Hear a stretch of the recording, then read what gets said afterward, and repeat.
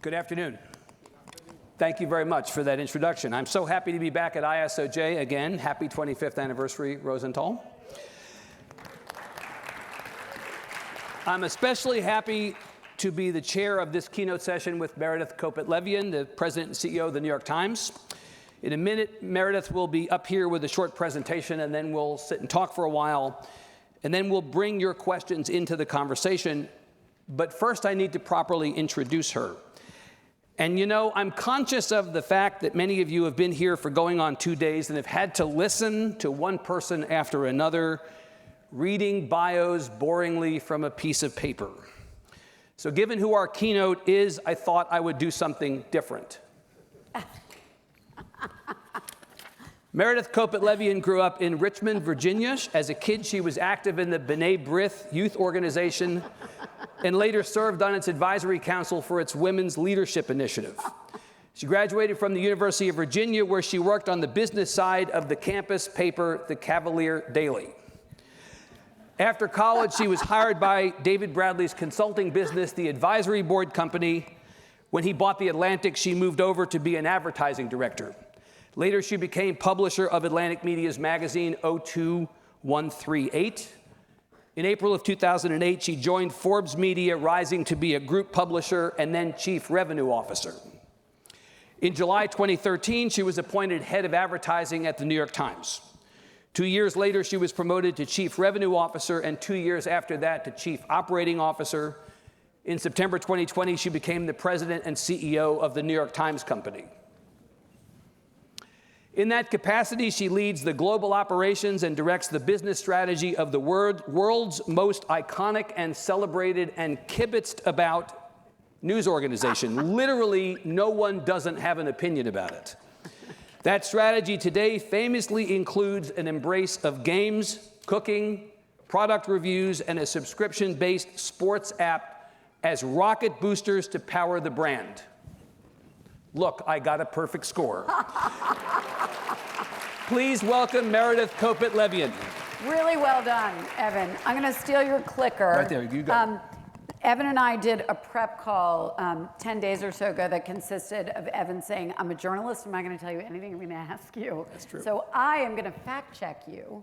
Okay. I was a journalist in college. I was ultimately on the business side, but first I was a journalist on the Cavalier Daily. So I just want to say Very good. that. All right.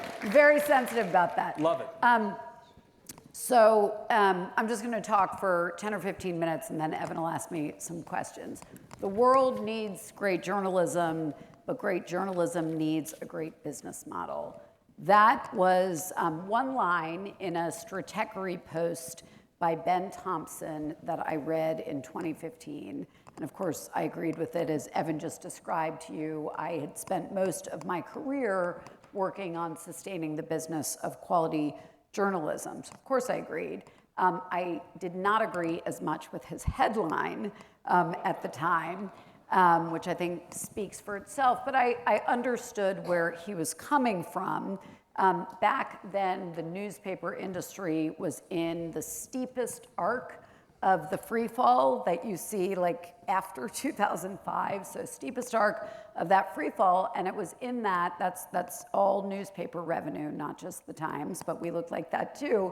And that was largely because of the chart you see on the right, which is advertisers were fleeing legacy publishers for either digitally native publishers or mostly for platforms. And of course, BuzzFeed had been built on the backs of those platforms. But what I thought then, and I still think now, that Ben actually got wrong in that piece was the idea that a great business model is primarily about distribution.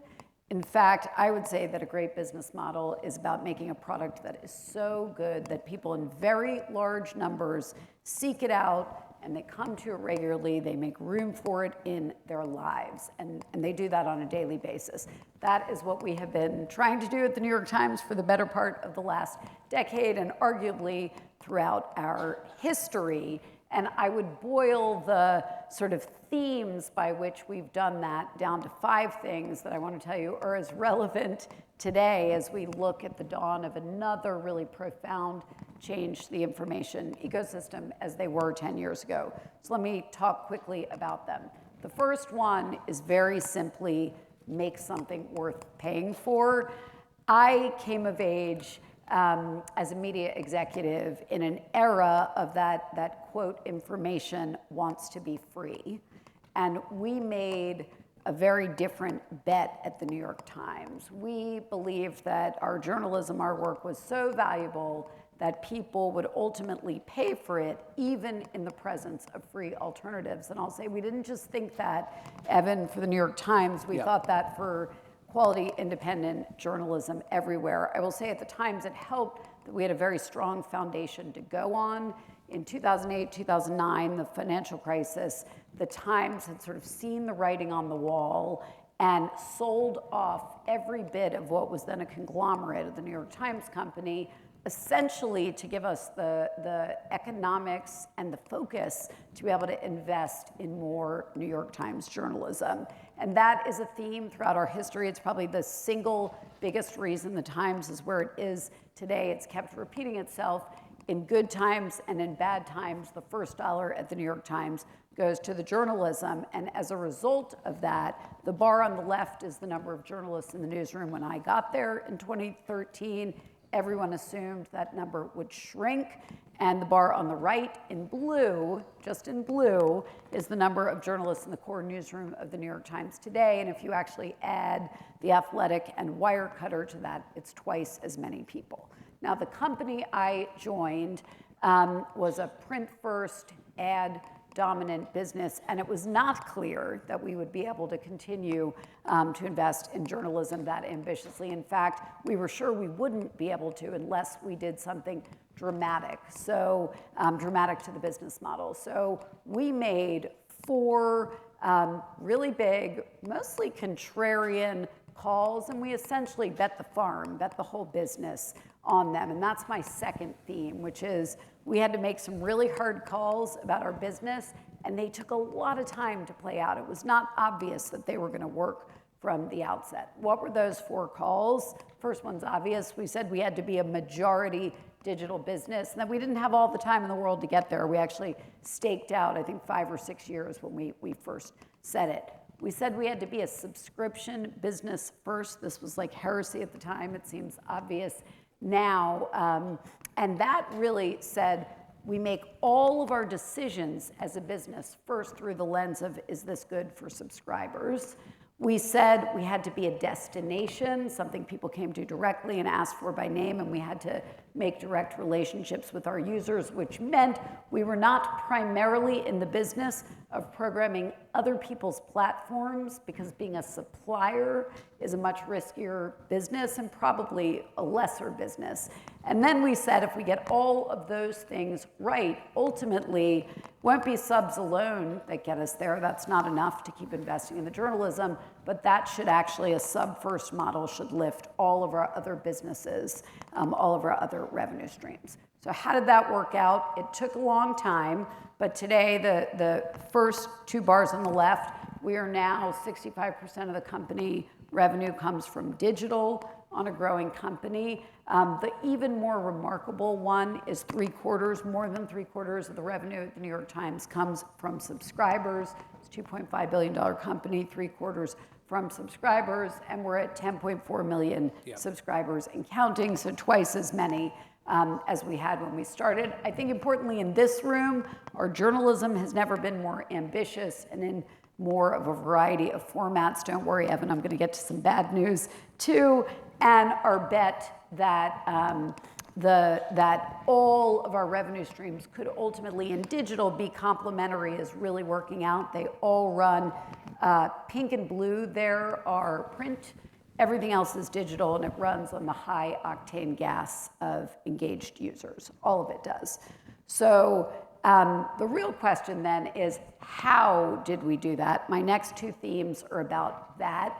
The next one is about sort of not letting the tradition of what we do stifle our ability to keep innovating. And I'll say, at the New York Times, 172 years old, tradition runs deep, and there is no thing that has more primacy at the Times than the print newspaper and its native format, the text article. I'll give you a couple examples of how we really had to do this thing, like resist the gravity of tradition and inhabit a mindset that we are no longer in the daily newspaper business, first and most, but we're in the 24/7 understanding business, right? The mission is not about a daily newspaper. So a couple of examples of how we did that. How many people in this room are reporters or editors? Many journalists in this room. If you produce a story that goes on the front page of the New York Times for the first time, we have this beautiful tradition. So you get a front page story, that one won a Pulitzer. We have this beautiful tradition where you get the plate from the A1 page. You get the plate from the printing press of your story to commemorate the occasion because it's so important. So what is this? This is, everyone knows who that is? That's Maggie Haberman, just a few weeks ago, accepting a brand new commemoration at the New York Times called the trifecta, which means your story was so big that it was the lead story in The Morning, our flagship daily newspaper. It was the lead story, flagship daily newsletter in digital, obviously. It was the lead story on the Daily, and it dominated our digital and our app homepages. By the way, the audiences of those things are probably 10, 15 times the size of the print newspaper. But it's not just that they have a much bigger audience now, it's how they got that. If you read The Morning or you listen to the Daily, what you hear is news stories given to you in a much more conversational way, almost like a friend that you know is telling you a story, describing a story to you, which is the opposite of the sort of, this will resonate with you, I hope, Evan, of the reverse pyramid newspaper article that was really the intention of which was for it to be edited down to sound like it came from an institution. So we've really had to break that tradition. And by the way, we're still at it. I could tell you all the ways we're not fully there yet. A second way we had to sort of break tradition was the idea that the best value we could give to our readers, our users, was the polished article when in the day you had as many facts as you could get and it was written into beautiful prose. And of course, there is so much more value that happens in the development of a story. And so we've spent the last 5 or 6 years, these are just examples of how we've done it, iterating on the digital format of bringing you into a live and developing story, often before or even when there isn't a need at all for there to be a prose or a print article. And I would say what you're seeing here, live journalism, has gone a really long way to help build the New York Times audience. Yes, it has helped us with search, but that's not why we're doing it. We're doing it because it answers to a real user need. That brings me to my fourth theme, which is if you're going to fundamentally change the business model, you really have to pretty dramatically change the way that you work. And this is probably what I spent, Evan shared that bio, this is what I've spent the most of my time on at the Times until this job.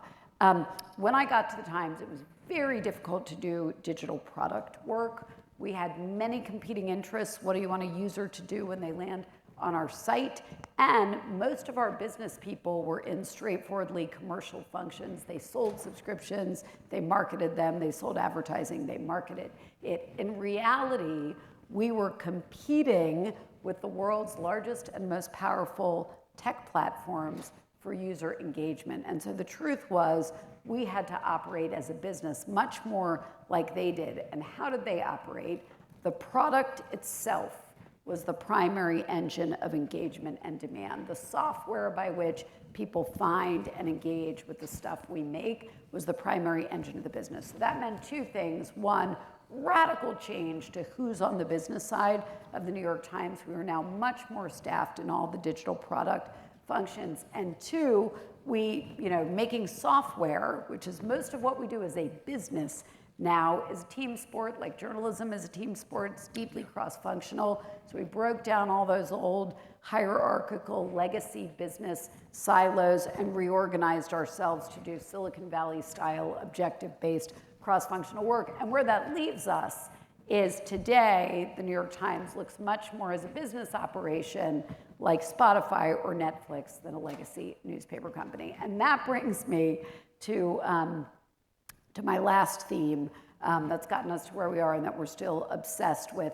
today, which is to lead with ambition. Because journalism, what we all do, what the Times does, what you're doing in this room, deserves it. It matters. I can't think of anything that matters more in terms of a business to society, to democracy. I said we look more as a business operation like Netflix. We can only hope that all of us together in this room get to 260 million digital subscriptions.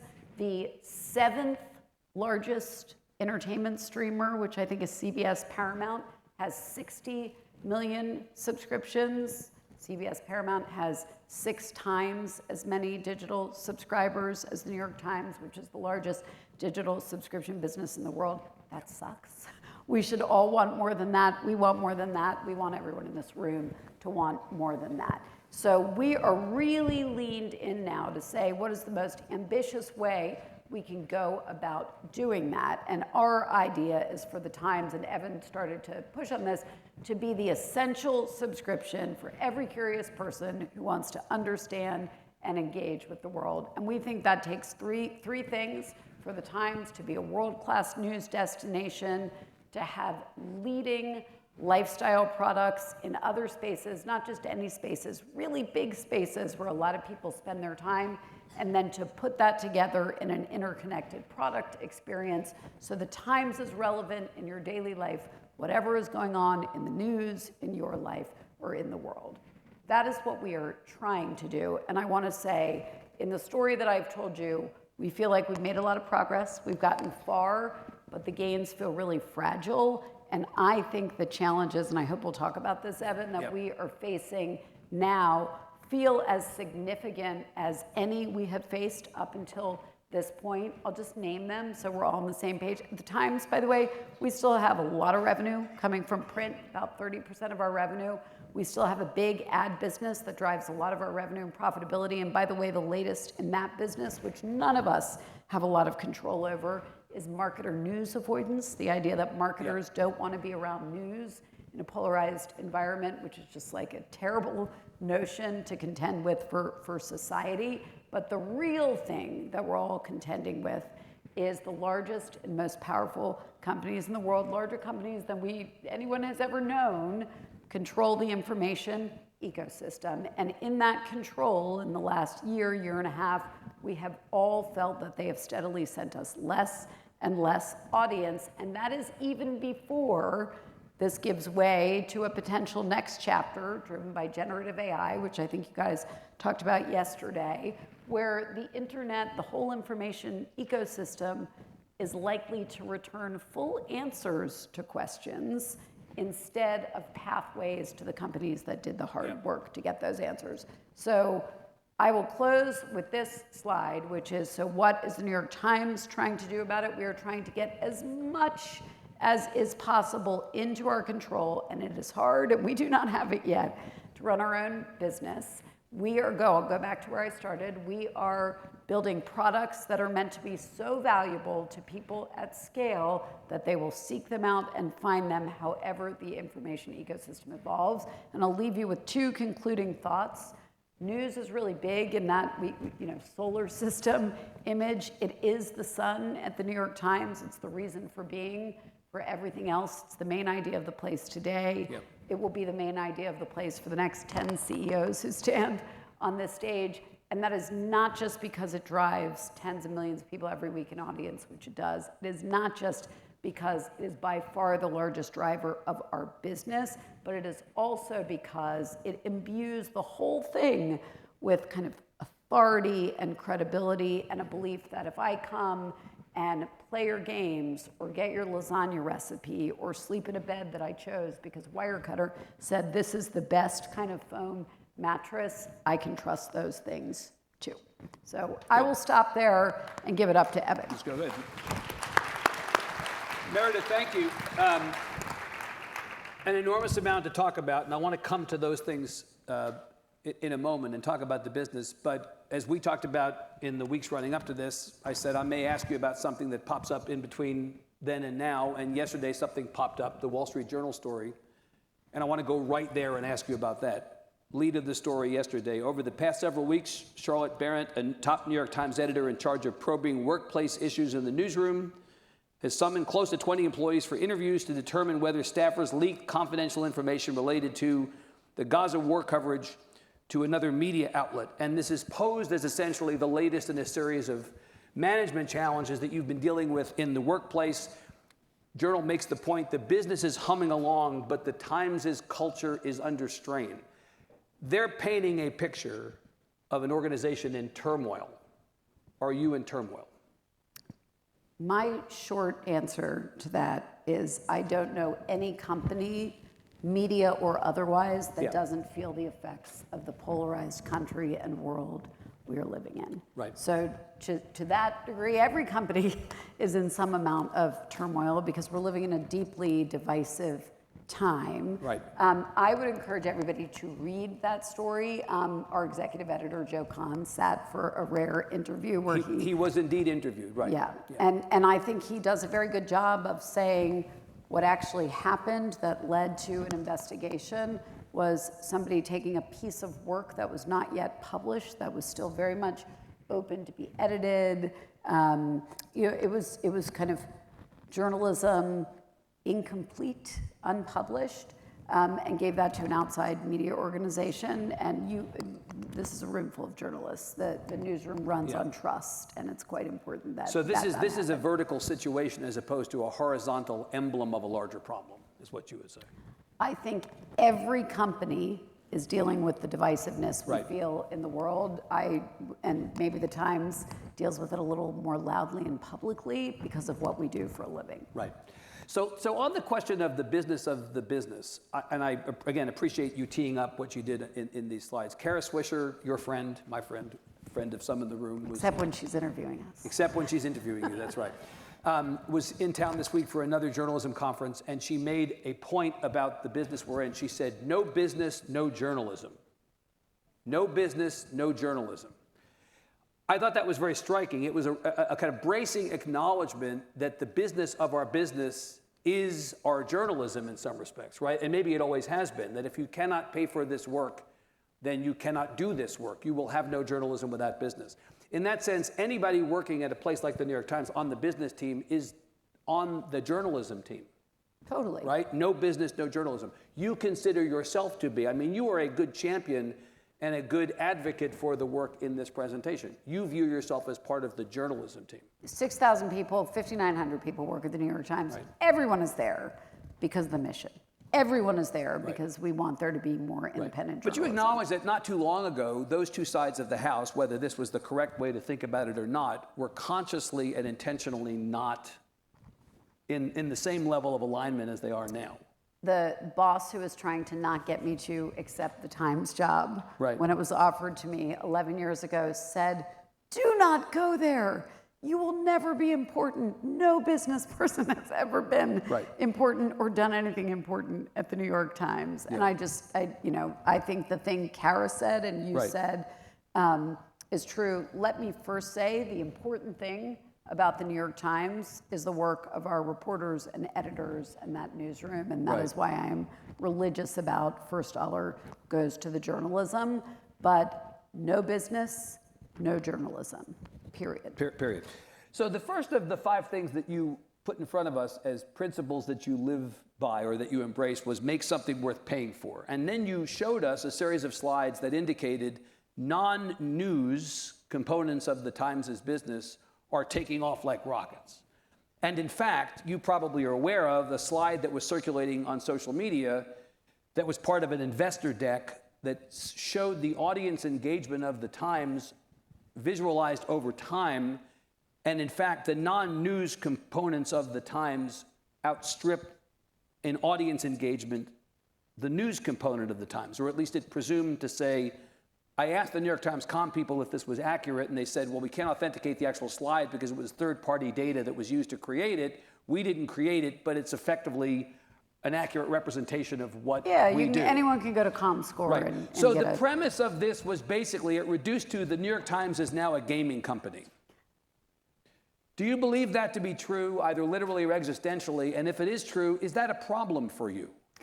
I have been asked that like 10 times in the last couple of weeks, and I laugh every time. Yeah. And I go back to the thing that I said, the main idea of the place by miles, the vast majority of our economic value, the intense engagement by our audience is because of what we do in quality independent journalism. So I want to say that unequivocally. I also want to say, I want 1 billion people to play our games. Wordle has tens of millions of people who play every week. I think the last published number we've said for Connections, which is not a year old, is over 15 million. We just launched a game called Strands that already has in beta. Still in beta, Yes. already has millions of people playing. I drove around, my kid, I have a 13-year-old, and he had a multi-part birthday party last year, and so I drove like my mother and him and his friends in a car, and the only thing everyone could talk about for generations was New York Times games. Right. So I want all those people to play our games. And by the way, I want everyone to read our sports journalism. You know why? Because in a moment when Google search is really hard to understand how to get more audience, Facebook has essentially turned off news, Twitter, X, whatever you want to call it, is a mess. TikTok does not have a pathway back to publishers. We are creating our own pathways. And you know what? Someone who plays Connections every day, they're probably going to give me their email address. And I have a shot at showing them something that makes them see quality independent journalism. The more successful the games business, the more journalists the New York Times can hire and pay well. Be as transparent with us as your journalists expect people they cover to be transparent. What are the economics of the non-news components of this? I know that the audience engagement as visualized, if indeed it's true, the audience engagement in the non-news stuff exceeds the news stuff. But on the economics of it, the subscriptions, the 10.4 million that you quoted, how many of those are news-driven subscriptions and how many of those are non-news-driven subscriptions? Public company, it's all public information, 10.4 million subscribers. Yeah, carve it up for us. The vast majority of those subscribers subscribe to the bundle, which is everything, and the vast majority who subscribe to the bundle came for news and bought the bundle, or they subscribe to news. So the vast majority in 10.4 million subscribe to the bundle or news, and I'll give you one more fact. 40% now, a little over 40%, are bundle or multi-product, meaning bundle or they buy more than one product from us. Nearly all those people buy news and something else. And we are delighted to have the reason we bought Wordle. By the way, we've had a games business for much longer than we've had Wordle, but Wordle was like a megaphone to it. Right. People forget there was a New York Times crossword puzzle, right? Yes. By the way, people forget there was Spelling Bee, which is an awesome game. Yes. Wordle was like the best marketing for Spelling Bee ever. Think about it, the funnel is under pressure.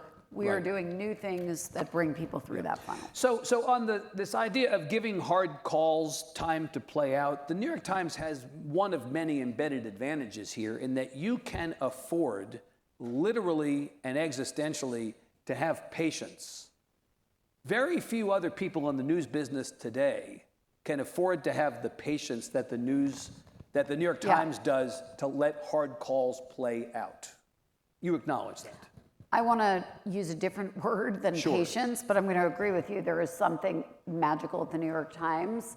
The reason we can have patience is because we are a controlled company. The Ox-Sulzberger family has controlled, so we're a family-controlled public company. Right. The control structure means that they've controlled the board of the New York Times. We also have independent directors. Right. They control it, which means we're a public company. We have a fiduciary obligation to shareholders, and we are very focused on that.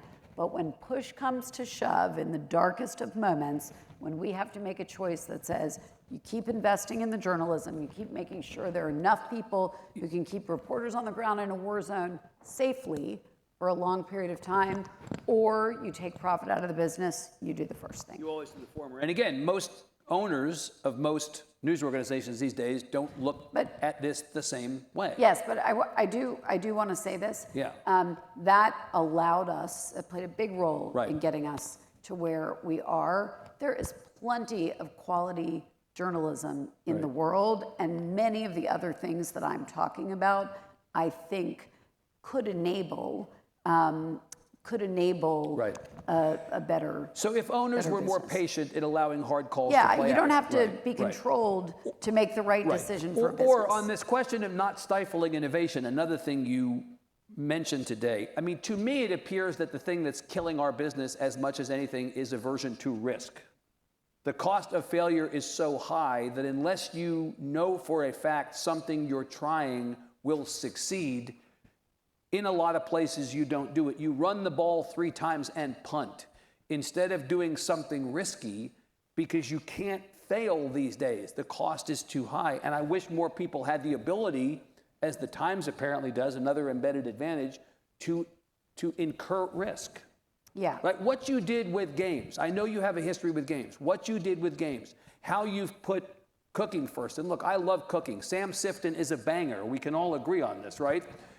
What you did with games, what you did with cooking, what you're doing with The Athletic, what you're doing with Wirecutter is a sign of your willingness to take risks, because there was no guarantee that stuff would produce the result that it did. Listen, no one else can do that. Wordle didn't cost us a lot of money. 7 figures, right? Low 7 figures? It came to us because we had a great game. People, for the reasons I said, we had the authority and trust. The Athletic cost us a lot of money. Right. And not everybody liked it when we made Well, and I seem to remember choice, you. but I seem it to is remember a you long eating it. bet. You eating it on losing members of your New York Times staff in the sports. Like there was That's not, I'd like to, let me correct that. Yeah. We lost no one. So We nobody lost no one. actually- 2 different things. When I'm saying people didn't like it, I mean we bought a $500 million company at what now appears to have been a high point in the market. Right. And it was losing a lot of money. And we said very transparently, it's going to keep losing money for a few years before it breaks even and becomes a growth driver for the New York Times. But we are making a long bet on big sports journalism. Right. That's the kind of patience we need. And by the way, it's working. We're 2 years in. But it's again, really there were working. critics initially of the impact on the place. That's an internal issue. I'm happy to talk about it. Well, as you know, internal issues at the New York Times are by definition external issues. And you cannot work in the New York Times if you're not prepared to sort of work in the fishbowl and live in that. I will say we had a sports department that did very good work. General interest sports was about 40 people. We acquired The Athletic. The Athletic has a newsroom well in excess of 500 people. And we said the service we want to give to our readers as part of the growth strategy for the company is we want to help you follow any team or league that you love. And we can actually do that better. Not one person on our sports desk lost their job. Not one person. The reorganizing the way you work, it's a similar conversation, which is to say, there are cultural issues always associated with change. Reorganizing your work means, in some respects, upturning the apple cart culturally. How has that been received inside? Reorganizing the way we work. Yeah. It's really hard work. And I would just say it's really hard to do kind of scaled change management anywhere. In your family, at a company, anywhere. It's just hard, hard, hard. I think the key, and by the way, it was hard for us. I mean, our tech workers are unionized. Like I could give you lots of ways it has been hard for us. The key has been we have painted a picture, and we have not gotten it all right by miles, but we have tried to paint a clear and simple picture to say, this is where we're going. This is why we're doing this. And 5, 7, 10 years from now, this is what the result should be. And that really helps, because you know what? People don't want, it's like not in human nature to want to change, to have your job change, to have how you work change. But if you think you're going to get to a better place, you might just be willing to do it. Does any of that reorganization involve replacing human beings with technology, or will it? You know, this is a journalism conference, so I'm supposed to ask a question so that's glad like you're asking me subject, that. verb, AI, right? I'm supposed to ask that question. So what is Yeah. the impact on the reorganization from the standpoint of technology? So technology broadly is why we did everything I just described to you. Yeah. Let me say, the work that we do in this room, journalism, in my opinion, and in the opinion of the New York Times, should always be first and most a human endeavor, which is reporters and editors on the ground in places where important things are happening, using expertise and judgment to translate that into understanding. A bot cannot do that. It cannot be on the front line and say, what just happened in this what just happened in the mall in Australia. So first most a human endeavor. We, like everybody, think two things about AI. One, we think if used lawfully, and I'm happy to talk about that, so with permission and control and compensation, it can help make our journalism much more accessible. We've launched 2 experiments. We've got a Spanish translation experiment. Imagine if you could read the Times in every language every day. And we've got a synthetic audio, automated voice experiment we just launched. It's out to like small percentage of our staff, so we could make it more accessible. And I suspect we will make our business processes more efficient. I suspect there are aspects of doing journalism, like combing through lots of data, we can make more efficient. But we will not be replacing the work, the hardcore work of journalism with AI. With AI. Since you mentioned it or referenced it, where are y'all in the lawsuit? I would just tell everybody, if you want to know about it, read the complaint. It was written in the way that it was written for a reason. But you know, we filed it against Microsoft and OpenAI because they took our stuff, they used it without permission, and appropriate compensation, and they are building commercial products with it.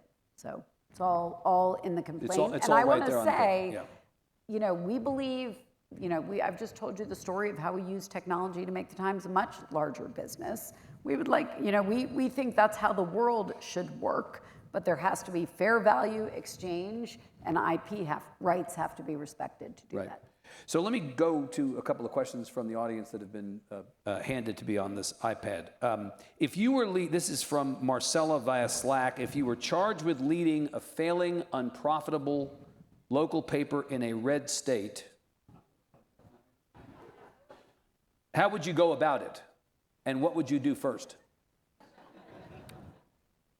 I give like a really simple answer to that, and I want to say I care a lot about and think a lot about local journalism. I think it's a harder business model problem than national and global journalism. I think what you've done in Texas, what you did with Texas Tribune, what is being done now, I think that, you know, I think there have to be other models, but I do think that high quality, independent, accountability journalism is something people need.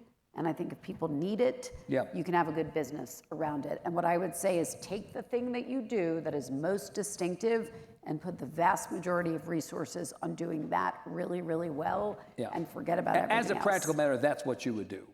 That is what I would do. Yeah. You know, this is I mean, in some ways, ways, absolutely what I would do. We could do an entire conversation on this thing alone, but the frame around this whole discussion has been the Times is one of one and not one of many. Everybody can salivate, not everybody or anybody can replicate what you've done. Holding up the Times as an example, see, you can make money in news, see, you can grow subscriptions, in some ways is kind of a false thing because it's very hard for anybody other than the Times to be the Times. It's all hard, and it's hard for the Times. It's all hard. It's all hard, and I'm glad you're saying that. I do want to say, just to your red state point. Well, it was actually Marcella's red state point. This is not, by the way, my alter ego. I'm just, you know, this is something. It's a good question. I think the world needs, the country needs more independent journalism, and we are deeply passionate about not doing less of that just because it seems like people don't want it. Yeah. All right, I think I've got time for one more. Is that right? I've got 5 minutes. Okay, then maybe I have two more. Is there a challenge at the New York Times with the conflation of opinion and news? Some seem to think so. Here's what I would say about that. Two things. One, our news reporters are not stenographers. A lot of their value is to give you the step back analysis. In addition to the reporting, what does this mean? Yeah. What does this mean? And I think we're really good about saying, you know, Peter Baker is doing an analysis of Biden and Netanyahu. It says analysis on Right. it. So I just kind of, you know, that's what I say about it.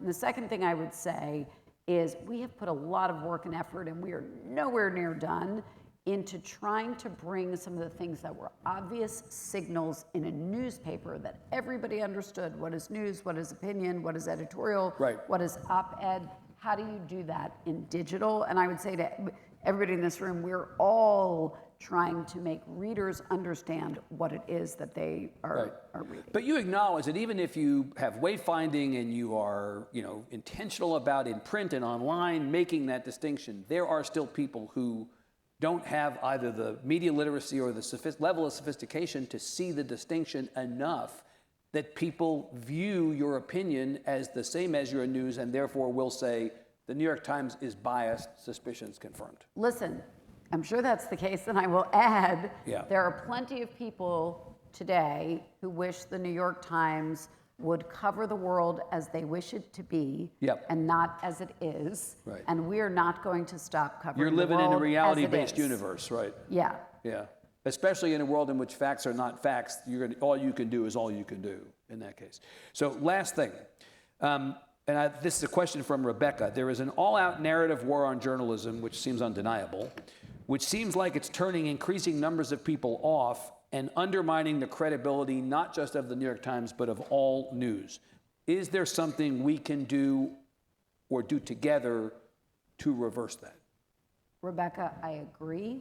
I think it is as difficult, it may be even more difficult because it's so in the water supply as any of the challenges that I talked about. And I think the answer to a narrative in the public that high quality independent journalism cannot be trusted is today, tomorrow, always do more high quality independent journalism. I literally think that is the only answer. I love I'm that. going to say one more thing, which is just, it is better to be an okay company in a great market than it is to be a great company in a shitty market. I cannot say that enough. Everyone in this room is in the boat together in how do we make people know what independent journalism is, make it so people recognize it and they value it, and how do we make people pay for journalism? Love it. All right, give Meredith Kopit Levien a big hand. Thank you very much. Thank you. Great. Please go first.